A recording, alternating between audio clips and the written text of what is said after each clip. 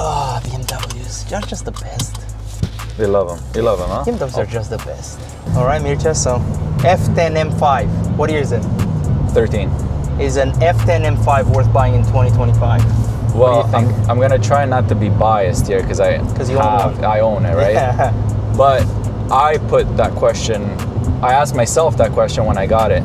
And the way I looked at it is, depends what you want. For me, it's got comfort, it's got luxury, it's like fairly new with technology-ish. Yeah. Now, this is a 13, the technology is, gets dropped behind very fast. But it's got tons of power. So, and comfortable for long trips, Yeah, it's a relatively big car. Right, and they've come down in price quite a bit. So when you weigh those options, to me it seems very worth it. How much horsepower does it make factory? 560. And is this rear-wheel drive? Yes, and this is 500 torque. 500 foot-pounds of torque. Plenty torque. Now the question that everybody's asking is the reliability, or that's what people bring up all the time, the reliability of these engines. I agree. So I think that if you maintain it well, it's good. Now, every single car, like whenever I look for a car, I look at common issues, and I think about whether I want to put up with those issues. Yeah.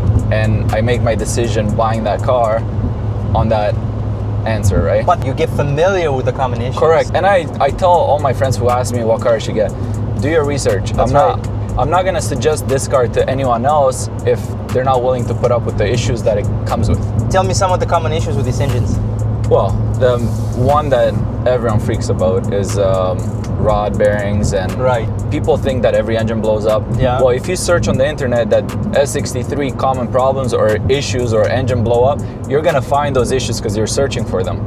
Yeah. But most people that don't have issues, they don't just go and post about it because they get them solved. They're just enjoying the car. But again, we brought this up many times with this engine. It's not just this engine. There's a lot of European engines that have this issue.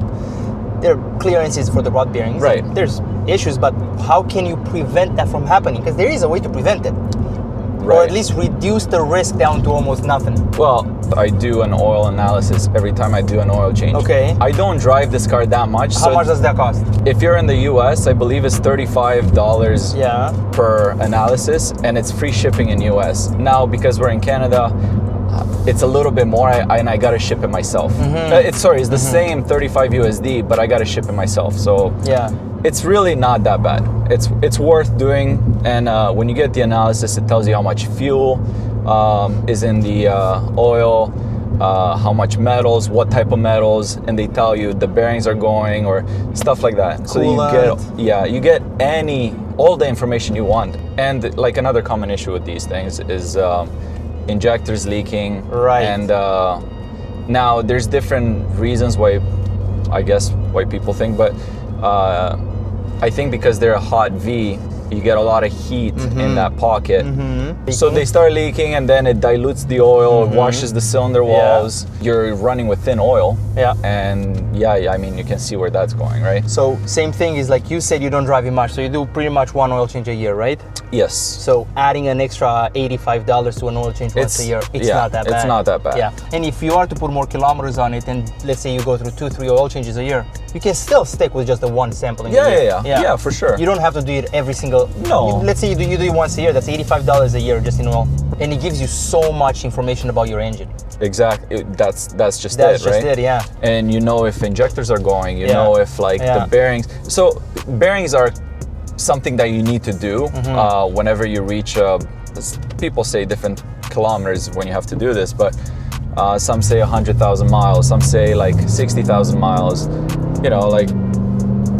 Be realistic. But if you're doing an oil analysis, you kind of get a better idea when to do it. If you are to pay a shop to do it, it's going to be a couple $1,000s. Right. Once every 100,000 miles, even 100,000 kilometers, it's not that bad. It's not Giving that bad. What you get for the money that you spend. Put some money aside every little bit for maintenance for this car. Yeah. Like now, people buy it for 30, 40 grand, and then they expect to pay maintenance like a Civic. Yeah, because it's 40 grand. Well, it's a different type of car.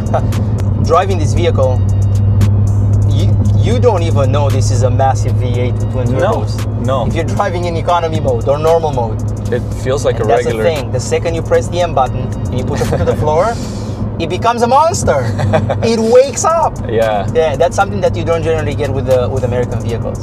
Oftentimes, I do some of the work myself, and it helps diluting the costs of like maintenance. Now, some people take it to the dealer, which, in my opinion, terrible idea. Right. You can find a shop like your shop, for example, that specializes in these cars. Yeah. They do probably more than the dealer itself. Yeah. And it's half the cost. It's crazy. Dealerships are. And again, these cars are not for a person that's not. This car is either for a car fanatic. Yeah. That has a good job and he can just take it to the mechanic, or you're a car fanatic and for $30,000, like you said, you can buy a 500 foot-pound of torque vehicle. That's right. It has all the luxury. It has the looks. That's what made me buy it, right? Final question. What modifications have you done to it, and what modifications are you planning on doing to it? So far, no power mods, not yet. I did lowering springs, I put some spacers, I focused on the look.